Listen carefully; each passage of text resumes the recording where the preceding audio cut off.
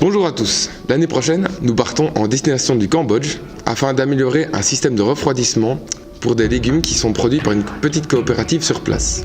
Nous avons placé ce projet en premier choix et sommes vraiment ravis de l'avoir car l'enjeu humanitaire que celui-ci représente ainsi que la problématique de la nutrition nous semble vraiment primordial pour un tel pays.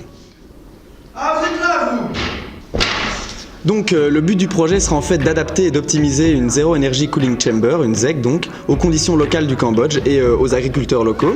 Ça va permettre en fait de conserver les légumes beaucoup plus longtemps et donc ça permettra aux agriculteurs de pouvoir les vendre plus longtemps après la récolte et donc ça améliorera l'économie locale. Nous serons confrontés à deux types de contraintes. D'abord des contraintes sociales puisque nous devrons adapter le projet aux conditions locales, c'est-à-dire vraiment aux agriculteurs en eux-mêmes pour qu'eux puissent le réutiliser après quand nous serons partis.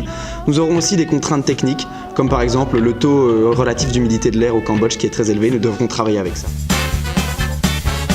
Pour réaliser ce projet, nous ne sommes évidemment pas seuls. Nous sommes tout d'abord en contact avec Amaury Peters, qui travaille pour Louvain Coopération.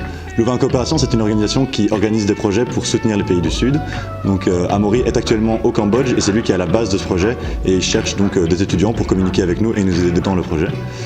Nous sommes également aidés par Hervé Jean-Marc, qui est un professeur à l'EPL et donc qui sera un petit peu notre coach pour le côté plus technique du projet. On a déjà eu une première rencontre avec lui pour poser vraiment quelle était la problématique et déjà parler un petit peu de quelques solutions éventuelles.